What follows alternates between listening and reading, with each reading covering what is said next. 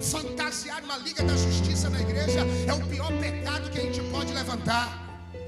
Desenhar uma pastora como Mulher Maravilha, desenhar um pastor como um Thor, desenhar o diácono como Homem de Ferro. Não somos de ferros, somos carne e osso, adoecemos, perecemos, pressão aumenta, diabetes aumenta, glicemia sai do ponto. Nós somos falhos, suscetíveis a cair e a pecar. E agora, pastor? Segura na videira que é verdadeira e apoia no âncora que é Jesus. Jó com toda a razão diz, ele amaldiçoa o seu nascimento no capítulo 3, e ainda marcando o luto da sua família e a suposta perda da sua esposa, no capítulo 4, no capítulo 5, no capítulo 15 e no capítulo 22, ele vê seu escudeiro, por nome Elifaz, dizer que tudo que estava acontecendo supostamente era causa de um pecado, e que a oportunidade que ele tinha era confessar naquele momento. No capítulo de número 8, no capítulo de número 18 e 25, Bildade, o terceiro da linhagem dos conselheiros, fala para ele que a culpa é porque existe pecado dentro da casa dele. No capítulo 11, no capítulo 20, o mais cruel de todos os conselheiros, Zofá, ele vai dizer: ai, se Deus abrisse a boca e falasse e denunciasse o teu pecado. Sabe de uma coisa, Jó? O que acontece com você ainda é pouco para o que você merece. Está no capítulo 11, verso de número 6. No capítulo de número 32 e 37, Eliú, o mais jovem dos conselheiros, ficou calado enquanto todos falavam. Ele olhou para Jó, olhou para Elifaz, olhou para Zofá, olhou para Bildade e perguntou: tem alguém que quer falar mais alguma coisa? E eles disseram: não. Então, já que o Senhor não tem, me permita dizer uma coisa: quem são os senhores para desenhar a forma com que Deus trabalha?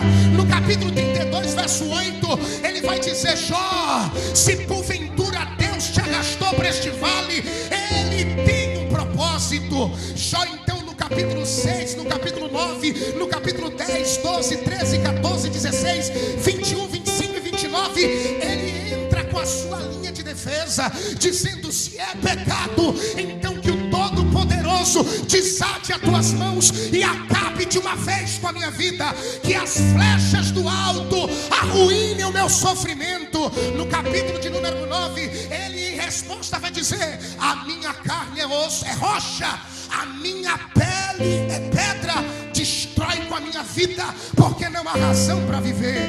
Irmão, no capítulo de número 11, Jó então ora a Deus, e na oração de Jó, Deus responde no capítulo de número 38, coisa linda. No capítulo 38, Deus então responde dizendo: Jó, cinja teus lombos e seja homem. Jó estava pedindo uma resposta e Deus disse: cinja os teus lombos e seja homem, e se prepare para me responder. Você não fez muitas perguntas, então deixa então eu fazer as minhas.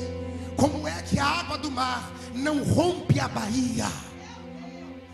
Me responda: como é que os céus não despencam não tendo coluna? Conhece as estrelas dos céus? Eu conheço por nome. Jó então responde a Deus: quem sou eu, Deus, para te responder alguma coisa?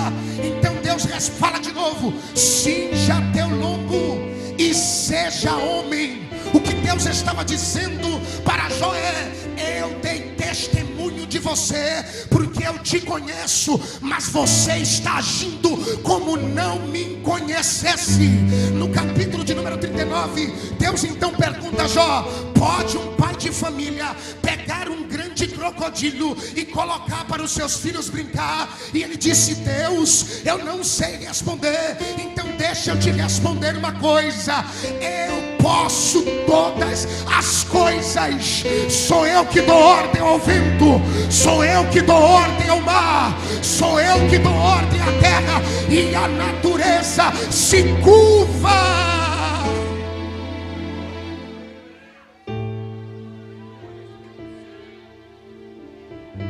No capítulo de número 42, Jó se ajoelha e diz: bem sei eu que nenhum dos seus planos podem ser frustrados. Eu conhecia o Senhor somente de ouvir falar, mas hoje eu dou testemunho do Senhor, como o Senhor deu testemunho de mim a Satanás, porque os meus olhos te veem. Deixa eu te dizer uma coisa: a luta que você está passando, a prova que você está enfrentando, está te afinando com Deus, está te trazendo para dentro de um relacionamento que é inquebrável. É na luta que alianças serão forjadas, é no fogo que a aliança será polida. Levante as tuas mãos e comece a adorar a Deus aqui nessa noite.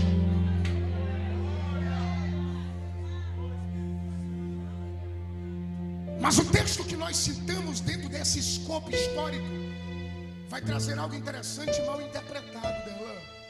Porque quando falamos da árvore cortada, a primeira coisa que a alma indignada pensa é que alguém machadou a árvore dela. Mas isso é anticontextual. Não é isso que o texto está dizendo. O texto não está alimentando o discurso de ódio na igreja, dizendo: ela te cortou e você vai voltar a viver. Ele te cortou e você vai voltar a viver. Não esqueça, isso é heresia.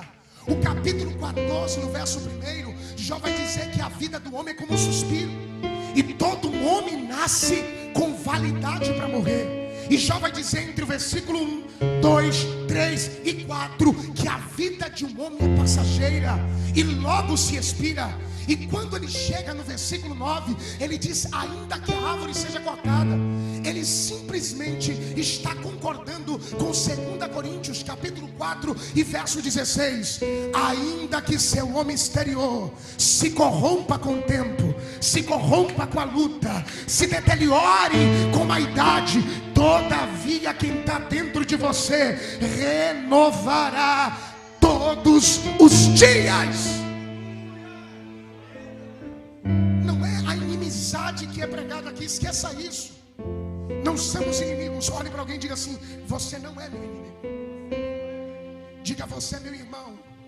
Diga: estamos ligados por vértebras, por veias no corpo de Cristo. Diga: estamos vascularizados pela mesma artéria da fé. Olhe de novo para ele e diga assim: você não é meu inimigo. O meu inimigo tem nome. Diga: Ra. Diga: Ra. Satã. Diga: ele é o meu inimigo. E nesse texto, Jó então vai se comparar a uma árvore que foi cortada dela. Mas ao mesmo tempo que ele mostra a degradação, a queda da força, ele diz: ao cheiro das águas. Eu não sei se você sabe, mas a Bíblia, quando fala de água, fala em uma especialidade muito fina. A Bíblia dá pelo menos 5 símbolos a respeito do Espírito Santo. Conte comigo. O primeiro é o azeite, que tem a representação não somente de nutrir, mas de manter também a chama acesa. O segundo é o fogo, porque o fogo consome e ela projeta fumaça, que é a glória de Deus. A terceira é a pomba, que representa paz e voo em liberdade. A quarta, meu irmão, é o vento, da onde vem a origem do nome Pneumu ou Ruach, que significa dizer vento. E a última, pastor, a água, porque a água, além de limpar, ela consegue ter um movimento que é baseado pelo vento. Quer saber de uma coisa? Em Gênesis capítulo 1, verso de número 2, o Espírito não estava em outro lugar, a não ser pairando sobre as águas. Diga a palavra pairar. Fala para alguém: a palavra pairar significa dizer que ele se movia ocupado, ou seja, estava trabalhando sobre as águas. Em Ezequiel 47, Ezequiel é levado por uma visão transcendental. Ele é arrebatado até o norte do templo e ele vê águas purificadoras que, na medida em que Ezequiel adentra e a medida dos côvados do homem vai subindo até não poder atravessar a não ser a nado. A A água representa também a glória de Deus. Salmo 46 vai dizer que há um rio cujas correntes alegram a cidade de Deus. A epístola junina, João, apóstolo do amor, vai dar testemunho dizendo: há 3 coisas que dão testemunha do Pai. Um é o Espírito, outro é a água, outro é a palavra. A palavra água em hebraico é maná, que vai aparecer em uma rápida expressão como Manaim. Fala comigo, Manaim. Fala comigo, Manaim. Eu tenho 2 noites sem dormir, estou pregando com tudo. Diga Manaim. A palavra Manaim, traduzida do hebraico targúmico, significa águas que são de lá. É por isso que em Gênesis 1, quando Deus ele separa o firmamento, ele separa águas de baixo e águas em cima. A palavra água representa céu, representa a morada de Deus. É por isso que o salmista no Salmo 47, ele vai dizer que na cidade de Deus tem águas que se movimentam, e o movimento dessa água traz alegria no recinto. Você está entendendo o que eu estou pregando? Você está entendendo o que eu estou pregando? Quando isso acontece, vem agora a expressão cheiro das águas. O que é o cheiro? O cheiro é o ato de um dos 5 sentidos do corpo humano, Darlan.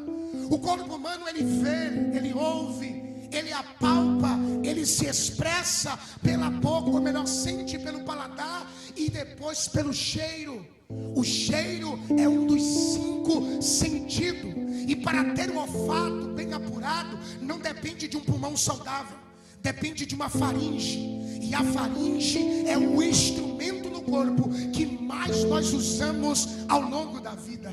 Quando Jó está dizendo que ainda que a árvore esteja cortada, se ele conseguir cheirar as águas,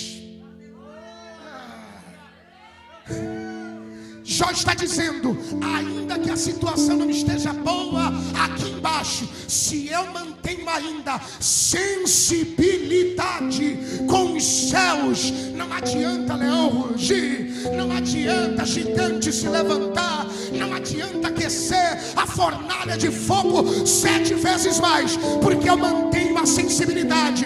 Olhe para alguém que está do teu lado e diga, mantenha a sensibilidade, porque Deus está providenciando o renovo.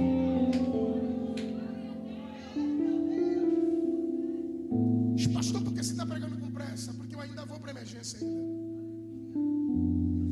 Mas eu vou deixar a mensagem todinha para você. E eu vou correr como um campeão de Olimpíadas. Mas eu vou chegar lá. O texto está dizendo de cheiro. Cheiro é sensibilidade. O cheiro tem muito a ver com adoração à luz da Bíblia. O Salmo 42 vai dizer o que? Olha o que o salmista diz. Quem é o salmista Davi? Diga comigo. Um excelente adorador. O salmista Davi é um homem segundo ao coração de Deus. Você sabe o que significa dizer isso? Que a vida do salmista tem o ritmo cardíaco de Deus. Eu sei que você está cansado, mas atente o que eu estou falando. Você sabe que cada ser humano tem um batimento e um ritmo cardíaco próprio. O meu é que nem uma tonelada de uma cachoeira caindo. Pacum, pacum, pacum, pacum, pacum, pacum. Cada ser humano, como nenhuma digital, tem um ritmo cardíaco, tem um sonar cardíaco, tem uma forma de batimento. Deus está dizendo, Davi, ele é segundo o meu coração. A vida dele tem o ritmo do coração de Deus. Você percebe o que é isso? E ele vai dizer o seguinte, Mariano. Ele vai dizer no capítulo 42: assim como as coças suspira por águas. Qual é o contexto histórico disso? Em tempos de caças em Israel, era comum as coças subirem ao Hebrom. Do Hebrom, Mariano, tem a nascente do Jordão. De lá do Hebron tem uma nascente que jorra água, que alimenta o Jordão, que deságua no mar da Galileia. E as coças em tempo de caça se esconde lá de cima, mas depois de muito tempo lá com sede, dá para perceber elas na quina. Por quê? Porque o cheiro das águas que vem de baixo atrai elas. Eu tenho 24 anos de fé. Pastor, como você conseguiu? Porque eu conheço o cheiro das águas. Pastor, você enfrentou luta muitas, enfrentou calúnia diversas, passou por perseguição até o dia de hoje, mas por que não desiste? Porque eu sei o que me espera no pé do monte, e esse cheiro me faz resistir, me faz ficar de pé, me faz prevalecer. Ele está dizendo: o cheiro das águas. É dessa forma que Davi diz: é isso que eu sinto, que o cheiro dessas águas me atrai. O cheiro dessas águas me faz lembrar que o período de caça vai acabar. O cheiro dessas águas me faz lembrar que as armas que foram forjadas, preparadas contra a minha vida, vão perder validade, vão perder a força, e eu voltarei a me banhar nas águas frescas. E Deus sabe da sua sensibilidade. Diga comigo: cheiro, sensibilidade. Só que tem muita gente que já não tem mais a mesma sensibilidade. Tem pessoas que subverteram o primeiro amor por um segundo. Tem pessoas que tornaram o ato da adoração um cântico, tornaram o ato da pregação uma apresentação, tornaram um culto como esse algo comum, e não é comum. Nós estamos ensaiando para a glória e já não são mais sensíveis. A palavra do arrebatamento não abala a alma. Falar que Jesus está voltando, como a senhora cantou, não arranca mais lágrima. Apontar para o Gólgota não tira mais glória a Deus da igreja. Por quê? A igreja subverteu o valor. Estão trocando a cidadania de cima pela cidadania de baixo. A sensibilidade estão perdendo. João capítulo 14. Jesus está preparando para ir embora e disse: eu estou indo para casa e aguardarei a vocês, porque lá eu preparei muitos lugares. Filipe então disse: Senhor, para onde que tu vai? E ele disse: eu estou indo, meu Pai, então me diga o caminho. Ele disse: eu sou, é eu que sou o caminho. Para chegar ao Pai é por mim, eu sou a verdade, eu sou a vida. Mas ele não se contenta e diz: tudo bem, Senhor, então me mostra Deus o Pai, e isso me basta. Jesus olhou para ele e disse assim: estou contigo há 3 anos e meio. Você lembra quando eu percebi teu amigo debaixo daquela figueira, e que você trouxe ele para mim em um culto de doutrina no Sermão da Montanha? Eu te recrutei, andei com você. Você viu a mão mirrada segurada. Você me viu andar sobre as águas. Você me viu falar ao vento, falar à tempestade e ao mar, e eles obedeceram. Lembra depois daquela viagem, quando chegamos a Betânia e Lázaro estava enterrado durante 4 dias, e eu dei ordem dizendo: Lázaro, venha para fora. Eu lembro. Você lembra daquele homem epilético que Satanás jogava ele no fogo, e com a ordem da minha voz ele foi curado? Eu lembro. Lembra quando atravessamos de Nazaré a Decápole por nome Gadara e libertamos aquele homem? Lembra do paralítico do tanque de Betesda? Lembro do cego do tanque de Siloé? Lembro. E daquele que estava na porta de Jericó?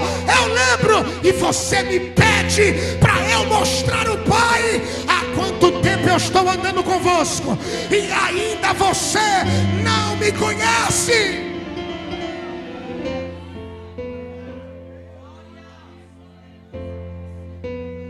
Olhe para alguém que está do lado e diga: cheiro é a sensibilidade que poucos têm. Oreca lava suria. Aleluia, calamai. Orei, calava, súria, cantocomanará. Cheiro é a sensibilidade que a igreja contemporânea está perdendo. Está confundindo barulho com presença. Está confundindo movimento com a graça. Mas quem está sensível ao cheiro das águas que foi liberado nesse lugar, sabe que Jeová está balançando.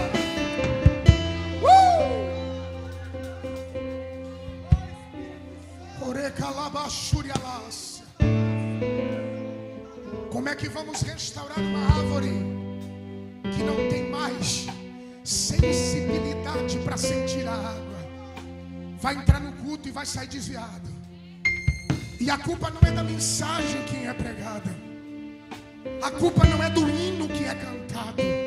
A culpa não está na liturgia do culto. Não está nos grupos que adoram. Não está no horário em que as portas da igreja foi aberta. A culpa não está na falta ou tendo evangelismo. Não foi a falta de visita, como alguns vão dizer como pretexto. Tenho 15 dias sem ir para a igreja e nenhum pastor vem na minha casa. Não, a culpa é porque ele perdeu a sensibilidade de sentir o cheiro das águas. Das águas.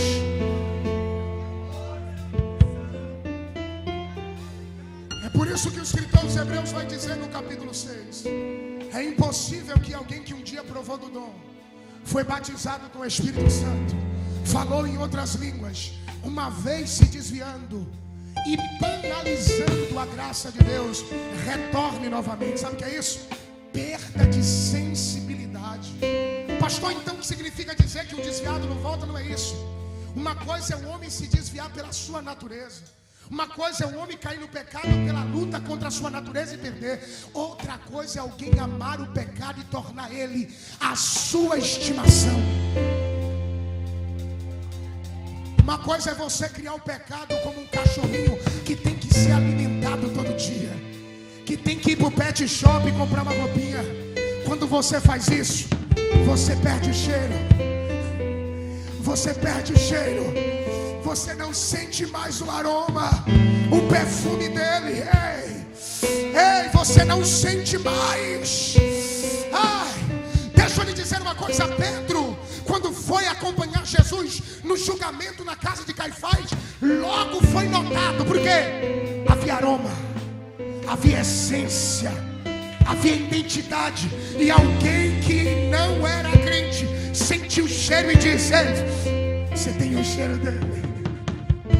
Tu fala como ele, tu prega como ele, tu se veste como ele, tu tem um jeitinho dele, tu treme o pescoço que nem ele. É sensibilidade. Olhe para alguém que está do teu lado, diga: Deus vai restituir, Deus vai restituir essa árvore. Mas diga: o começo dessa obra é restaurando a sua sensibilidade para com ele.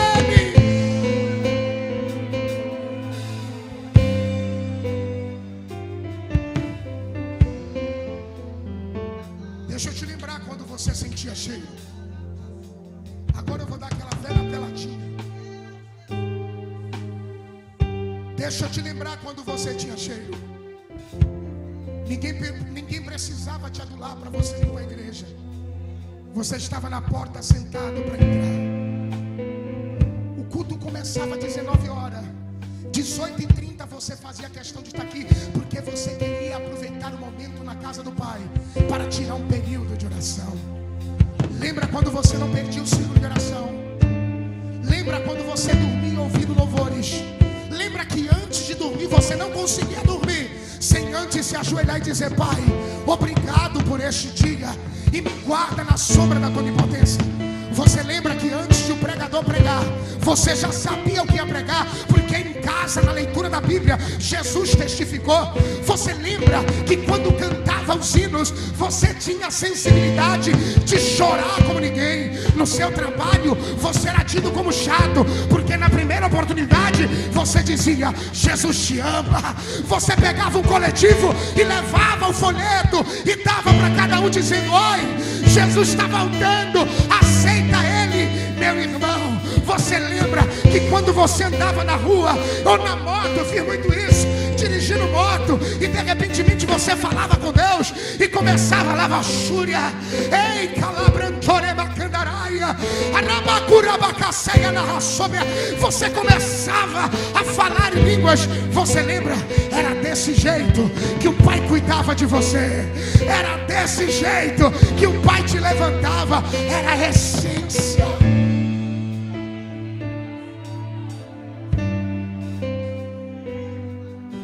Olhe para alguém e diga: Jesus ainda não voltou. Diga: mas o hálito da trombeta. Diga: o hálito da trombeta já está pronto. Os anjos já prepararam a sua pneia para soprar nos quatro cantos da terra. Mas enquanto essa trombeta não tocou, olhe para alguém que está do seu lado e diga assim: vamos recuar um pouquinho. Diga: vamos recuar um pouquinho. Diga: não é pecado parar. Diga: não é pecado parar. Sabe por que não é pecado, Mariano, parar? Depois de uma viagem muito longa missionária, Jesus viu que os discípulos teve fome. Não tinha nada para eles comer. Era pleno sábado. A religião acusava eles e bloqueava. Eles param e dizem: mestre, deixa eu parar. E Jesus diz: pode parar. Eles entram no primeiro campo de milharal e pegam milho, voltam para os carros e vêm debulhando o milho e comendo. E algum dos fariseus disse: como é que o Senhor deixa isso? E ele grita: misericórdia eu quero. Ai, sacrifício não. Quando eu paro para dizer: pastor, eu vou dar uma parada porque não dá para pregar do jeito que eu dou. Eu vou dar uma parada porque não dá para tocar do jeito que eu dou. Eu vou me ausentar da intercessão porque não dá. Por que, meu filho? Já não estou sentindo o cheiro. É hora de parar teu carro no combustível e abastecer teu tanque para voltar à caminhada. O que é pecado é se fazer de herói, passar por cima dos seus limites e amanhã tá lá fora, na porta de um boteco.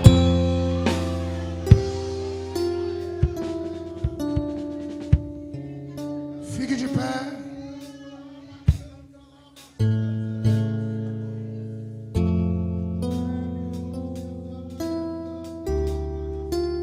Esse olfato espiritual tem que voltar a funcionar. Não existe restauração se você não sentir o cheiro. Eu vou concluir ainda dentro do texto dizendo: não é a água que restaura. O texto ele é enfático. Não é o toque da água que restaura, é o aroma dele, é o cheiro. Não é a água que vai curar, é a capacidade de você senti-lo aqui. Porque se você sentir aqui, significa dizer que essa raiz velha, soterrada debaixo desse terreno, ainda tem vida. E o coração espiritual ainda pulsa. E ainda pulsa. Ainda há sinal vital. E se existe um sinal vital, hoje, aqui nessa noite, ele vai usar um desfibrador para organizar o seu ritmo cardíaco. Você não vai sair daqui apenas alegre. Você vai sair daqui feliz. Por quê, pastor? Alegria é um estado transitório. É um estado pausado e momentâneo. Felicidade é para a vida toda. Ele vai desfibrar a tua alma hoje. Não haverá mais frieza, não haverá mais fraqueza, não haverá mais desânimo. Você vai voltar para a luta. Você vai voltar para a guerra. Ei, é hora de voltar a sentir. Chega de fingir que você sentiu. Chega de fingir que algo te tocou. Hoje você vai sentir o arrepio de verdade. Do alto da tua cabeça às plantas dos pés. Começa a sentir o cheiro. Começa a sentir o aroma. Começa a sentir a graça. Começa a sentir isso. Se desprenda. Fecha os teus olhos. Nada e ninguém pode te segurar. Nada e ninguém pode te deter. É momento de voltarmos ao primeiro amor. É momento de voltarmos à comunhão. Isso, restaura aí, Jesus.